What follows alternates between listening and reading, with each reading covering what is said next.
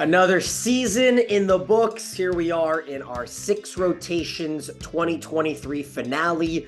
He's Mick Haley. I'm Daniel Gilman. Hope you checked us out in our live episode. I know the mic quality was not incredible. Our wireless mics that I have gotten kind of let me down a little bit on that part, but happy that you guys let me know your complaints. As you always do, here we sit in the final episode brought to you by SNA Sports. Better equipment for a better game. Find them at snasportsgroup.com. Mick and I made our way home, got our post-championship naps in, let it all marinate, and here we sit, Texas, with one of the most dominant championship performances, truly one of the most dominant two-match Final Four and championship performances that you have ever seen, with double-digit aces in both matches, and they literally served Nebraska off the floor in front of a new NCAA indoor women's volleyball record, 19,727 fans at Amalie Arena. It broke the record from Thursday of 19,598. And so for the first time ever, Mick, a team goes back-to-back, winning it in 6 sets as Texas sweeps Nebraska. And it's your floor. Go ahead, Mr. Austin. Well, when your team gets in the zone like that, the best thing you can do is go over there and sit down and get out of the way. And they got in the zone. Once they were in the zone, it was interesting to see how the Wisconsin coach and the Nebraska coach recognized that they were in trouble, and they recognized it early. And there was nothing they could do about it. That was what was so interesting. We think coaches can pull strings and do all of these things, and it wasn't any fault of theirs. There was just nothing they could do. When a team gets in the zone, you try every little thing, but if they can stay in that zone and they can get you out of there in 3 sets, you don't have a chance. Texas did not have a match this season with more than 10 aces. They did it twice this year against Minnesota and Washington State. They pick up 11 aces against Wisconsin. In the press conference, Kelly Sheffield said it was the best serving performance he's ever seen. And then 12 aces in the championship. Asia O'Neal picks up 5, including the match winner in a decisive 25-11 third set. And the first thing John Cook says in the press conference is, "That was the best serving performance I've ever seen. We never stood a chance prepared against a team to serve like that." It was truly, like you mentioned, an admission of the superiority that was on display on the other side of the court. Now, you and I were in attendance. I'd love to hear from the fans whether the serving looked top level on TV. I'm curious. I haven't gone back to watch the match in any capacity. So I'm curious if it just looked like, well, why isn't Nebraska passing better? Because in person, those serves were unbelievable. And the fact that Asia and Madison and Emma and Carissa could serve with such variety, I thought was extremely impressive. It was well earned. 11 returners picked up a ring, Mick. That's 11 student athletes that now have 2 NCAA championship rings. Pretty incredible. The 5th time Texas has won a title. The 3rd time that Jared Elliott has won a championship. He just edges above you there with your 2 rings, Mick. But all 3 of his wins are sweeps in the title match. And Ellis Wendell, the first freshman setter to win the championship since Jenna Gray with Stanford. I'm going to do a little bit of a quick summary of what I had written down from courtside. And then, Mick, feel free to jump in whenever you want. I did have this great tidbit. So Texas beat 3 1 seeds en route to this title. Now, of course, there is new seeding. So a couple of years ago, there weren't more than 1 seeds, but it's the equivalent of beating 3 of the top 4 teams in the tournament draw. Nebraska was the last team to do it back in 2017. Stanford did it in 2016. And then we had a long gap until 2023.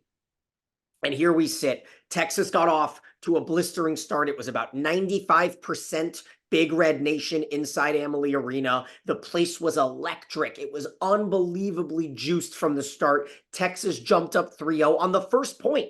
Molly Phillips had a crazy shoulder bump to keep a block up, and that set the tone.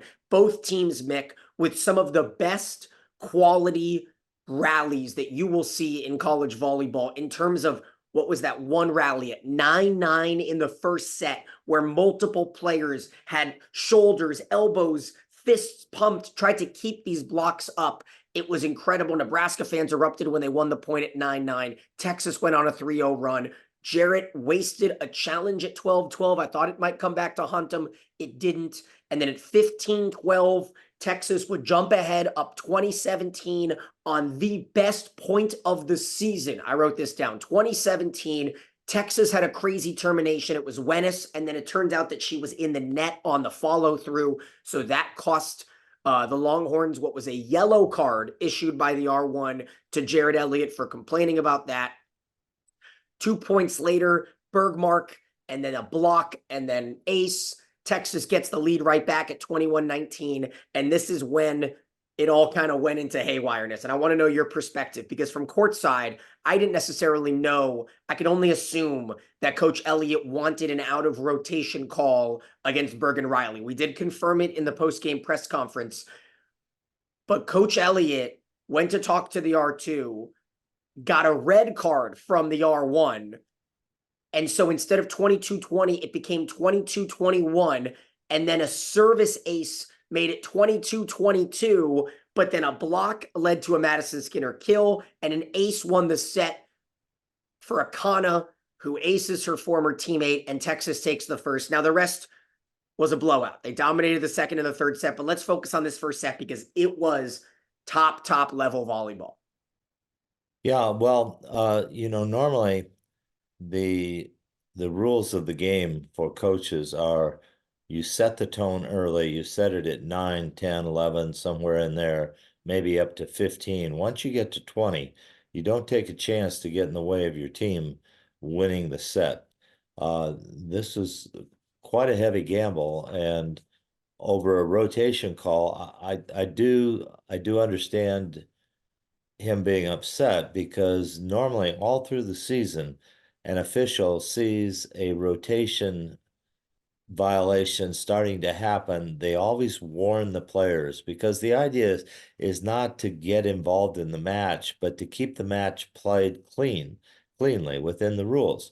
And warning is one of the things. This goes back about 25, 30 years, that American officials decided that in those situations, those overlap calls are such a mystery, and they cause such upsetting of the coaches, that warning the players is a much better thing than actually making the call. So in this case, I don't know if it was over officiating or over coaching in this situation, but it was dangerous. And I think what the outcome shows is that the team had the coaches back and saved the day. All right, so after the first set, neither middle had taken more than 4 swings on either team. That just showed that there wasn't necessarily superb serve receive. It just wasn't for either side. You couldn't really get the middles going. Alec and Jackson had 2 kills each. O'Neal and Bergmark had 1 kill each. It was clearly O'Neal serving that would set the tone throughout. But then the second set started pretty hot. Texas had to use a timeout at 10-7. Nebraska went on a 3-0 run. That was the moment that I wrote down, this is as loud as it's gotten so far in the arena at 10-7. And I saw a highlight on TV. Going into break, ABC showed a Nebraska fan who went horns down into that break. And then from then on out, Texas just wiped the floor with the serve receive. I have not seen a team ranked have as poor of a serve receive match maybe ever. I mean, you see it from the low majors. You see it sometimes when you're watching Nebraska play against Jackson State, and you see it happens. Not like this. 4 Asia O'Neal aces in a row. Texas would get the lead back at 13-10. They would then stretch it into an 11-0 run from O'Neal on the service line. Timeouts called, at 13-10, at 16-10. O'Neal said she's never in her life had a service run go past 10 points. And just like that, I wrote this down. Two sets in the books, 10 aces for Texas. Where is a senior to bring a team together? And so there just wasn't, I didn't see any leader barking at each other from Nebraska's side. It was more, all right, let's keep our composure. Let's keep things quiet. And it never got fixed. They brought in Maddie Kubik's sister, Hayden. That didn't fix things. It didn't matter, Mick, who Asia served or who any of these Longhorns served. Everyone was shanking passes. Did you feel that way? It wasn't one person's fault. No, I didn't think it was any one person at all. It's more not negative towards Nebraska, but positive towards Texas. And the reason I say positive is because the angle of the serves and the not the depth, but the shortness of the serves with velocity. These balls were getting under the knee of the receivers, and they were getting under the knee of the receivers both in angles and straight ahead. This is very difficult to do. Even if you practiced it, you can't do it very often. And like I said, they got into a zone where it just materialized and they went for it, the Texas servers, and they were able to penetrate in areas that you don't normally practice. Usually receivers move forward to keep the ball above their knee, and that's just a age-old remedy to not get aced. And yet, as they moved up, Texas was still able to serve the ball at angles under their knees. And you see the results. If you can serve under the knee of a receiver, your chance of aces are 60, 70%. And that's exactly what happened.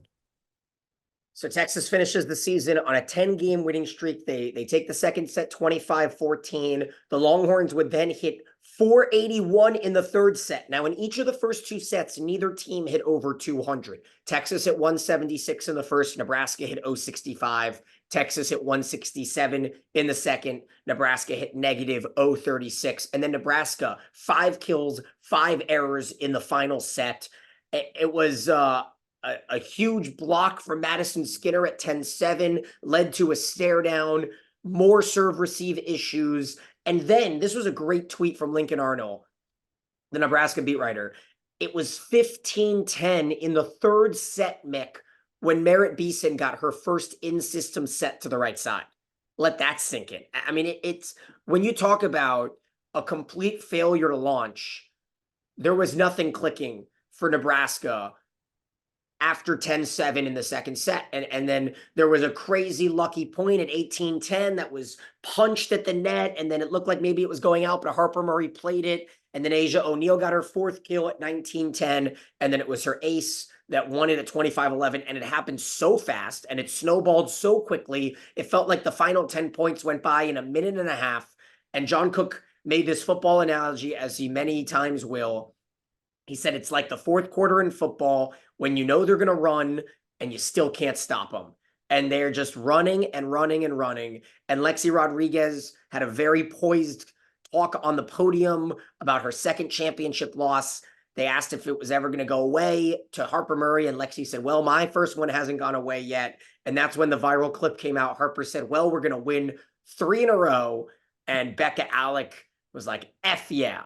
But without the bleeping, and that was just awesome. If you haven't seen the clip, it's very fun. I really, I go 2 ways. Whether you want to bring student athletes into their losing press conference, I think it helps them grow. And if they want to play professional, the best thing to do is to teach these freshmen, well, you just lost what you felt like was the biggest game of your life. It probably wasn't, because you'll have more, but now you have to face the media and challenge yourself to talk in front of cameras, and especially in front of Nebraska Nation. So I was happy with the way that it was presented. And on the other side of things, Texas just came in as jubilant as ever. You got Emma Halter, potentially drunk from the champagne. She's like looking around, she's throwing her hat up. It was a really funny experience. And, it was Halter that I can say pretty confidently was a strong reason why Texas was in that championship match, because of what she did on Thursday. And I do want to ask you, Mick, a little bit, if you could just give a little bit of a rundown of what you saw on Thursday. Texas beats Wisconsin in 4. O'Neal went 11-0-16. Skinner had 16 or 6 aces and 18 kills, but it was Halter, in my opinion, that stole the show. She had 19 digs and picked up some of the best digs in her life against that very strong Wisconsin offense. Well, I think there's no question that when Wisconsin had trouble passing, they couldn't get Franklin in system. Franklin in system is what hurts everybody and has hurt everybody all year. That's why she was player of the year. And when they did get her in system, Emma made those digs, like you said, and really took the chance to get any momentum off of Franklin going for Wisconsin. And I do agree with you. I thought Holter had a whole lot to do with that win because just at the right time, she made spectacular controlled digs of high velocity attacks into sharp angles. And that was pretty impressive, I thought. And she's upped her game in the last 4 weeks, let me tell you. She really is a gamer and has shown it. Last 4 weeks, she's played way above the level she played during the season. No coincidence, but it was about 4 or 5 weeks ago when I did that segment with Emma and Molly. So, Are you going to take credit for that? I'm just saying we got a lot of people yelling at us about our 6 rotations curse this year, but guess what? We only chatted with 7 teams this season, and 3 of them were in the Final Four, and both were in the championship. And the only interview we did with 2 players this year, that team won it all. So we'll leave it with that. I do want to talk a little bit about this. We had a wild challenge fest in the Kelly versus Jared Elliott showdown. There was a challenge at 4-2 in the first from Kelly. He lost it. He used his second one at 5-3 in the first, won it. Jarrett used one at 5-4 in the first and won it. It was inexplicable. I couldn't understand why you couldn't just say, well, it's only 4-2 in the first set. Let's just let this one roll off our skin. And so there were a lot of risks taken. Meanwhile, Texas, over the final 2 sets, playing the 2 best teams in the country pretty objectively in Wisconsin and Nebraska, did not let either team score more than 16 points. And that is just the most disrespectful stat of the season. That is so hard to comprehend that you can hold Wisconsin and Nebraska. You only play them in 7 sets, and 4 of them go under 16 points. It was a showdown. And on the other side, Nebraska demolished Pittsburgh on Thursday. Becca Alec had 10 blocks. Harper Murray led the way with 13 kills. There's not much I need to talk about that. Nebraska was significantly better than Pittsburgh. And so we move on to next season where a lot of these teams are bringing back most of their players. Obviously, Nebraska is bringing back everybody. Texas will say goodbye to a few new setters coming in for Wisconsin, but they get Smrek and Franklin and most of their firepower back. Pittsburgh going to look very dominant. Louisville's going to look great. Stanford has almost every player coming back except for the 2 stud seniors, and they're going to be in the ACC with Louisville and Pittsburgh. I am juiced up about this. And then, Mick, all of this comes with the epic announcement that Wisconsin and Texas are going to rematch in Milwaukee on September 1st with Stanford and Minnesota, and then Wisconsin, Stanford, and Minnesota, Texas. That is so well timed to bring us that news on Final Four weekend. That's going to be a great tournament, all on Fox and FS1. So tell me which team the Minnesota left side is going to be playing for since Taylor she entered the Landfair. portal. That's, you know what? There's a pretty good chance that it's one of those 3 teams, isn't it? That's what I think also. And this portal thing is driving me nuts. I mean, I don't know how Minnesota can possibly fill that hole except to get somebody that can pass serve a lot better. Yeah, you know what they can do? They can find someone who has a little bit more unity with the team. You know, they find someone that has more chemistry, and that's what they're going to have to do. Keegan's going to have to go back to the well and try to build Minnesota up like he did Washington instead of just putting together an all-star kind of team, because obviously Murr is gone. She used her 1 year. Landfair is gone. I don't know. I'm not 100% sure who else they're returning or bringing back, but there's a lot to discuss. That's very exciting. Meanwhile, we have a final AVCA poll, and we don't have to spend too much time on it. If you want to go to the avca.org website, Texas got all the first place votes at 1, Nebraska 2, Wisconsin 3, Pitt, and then Stanford. Not too much of a surprise. One cool note, though, Houston stays in the top 25. They put together their first program season being ranked in the AVCA coaches poll every single week, which I thought was a really fascinating stat and a huge leap up for a team that a couple years ago was kind of like your standard Western UCF. Are they a mid-major that's going to get relevant? And now all three of these teams, Western Kentucky, UCF, Houston, are all relevant. And two of them are in a major conference in the Big 12 conference. But Mick, I feel like we've covered a good portion of what I wanted to talk about. I mean, the future of volleyball has never been brighter. I think I saw over 1.1 million fans averaged watching on Thursday. Of course, the championship was just yesterday, so we haven't gotten the Nielsen ratings back. But on ABC on a Sunday afternoon, if you're not watching football and you're a sports fan, hopefully you are watching that championship, even though unfortunately for the ESPN and ABC executives, it only lasted, an hour and 20 minutes. That allowed me to get to the airport and catch my flight. That was the good thing. I wish they started earlier so that I could have found a nighttime flight. Yeah, two o'clock would have been 2 o'clock would have been my choice for that because then it wouldn't have been such a hassle. But boy, I tell you, my wife and I had to dive through the security It's a in tiny the airport airport. to try to make the flight. But I wanted to mention two things about the poll. I think two teams that are under scrutiny that are on the poll, BYU and Baylor, have to be watched for next year. They're in a situation where their previous play has carried them on the polls with the coaches. But the coaches better look at these two teams and say, can they improve their play and how are they going to schedule this next year? Because they didn't fulfill, the hopes of a lot of people that they would play higher, and they're losing some players besides. So I'm kind of interested to see what they add to their teams and how they schedule for the fall and how the coaches perceive where they're going to fall in the conferences.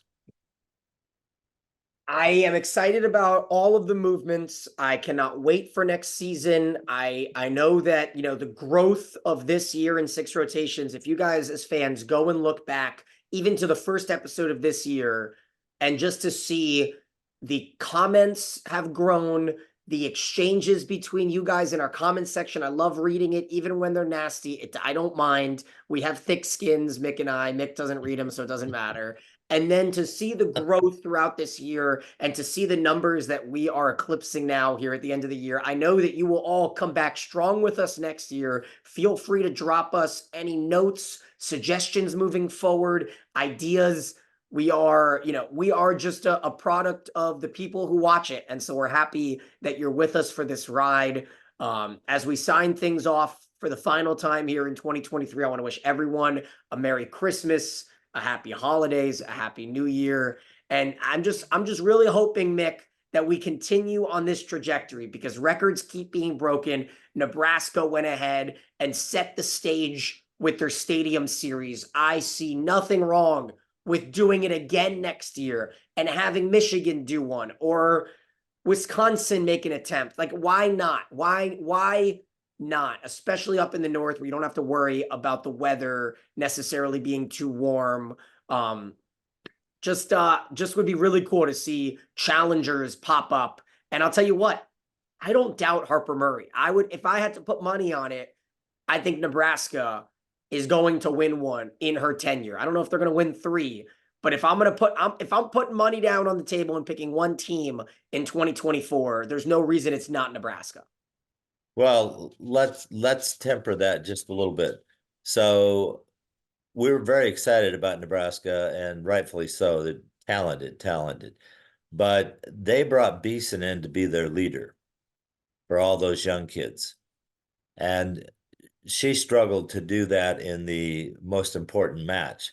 So if she comes back, she's got to come back with a flurry to take the heat off of those younger second-year kids, and she's got to be able to do it in the critical situations. Skinner struggled with that early in the year for Texas, and that's why they lost.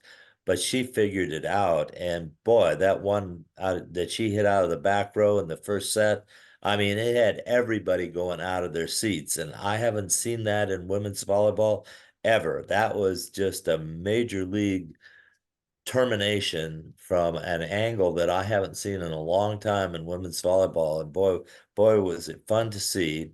And it was an exclamation point about that particular set and match. So I say, look for Beeson, see if she can rally the troops and up her game and lead them back to a championship. There we go. We'll see if Lexi becomes a little bit more of that vocal character now that she's a senior as well. I definitely anticipate it. Well, wrapping things up for Mick, Daniel, and we are so happy to be with you for another season. Texas takes it home, brings it to the SEC as the Longhorns leave their lasting brand on the Big 12 Conference. As always, we are Six Rotations.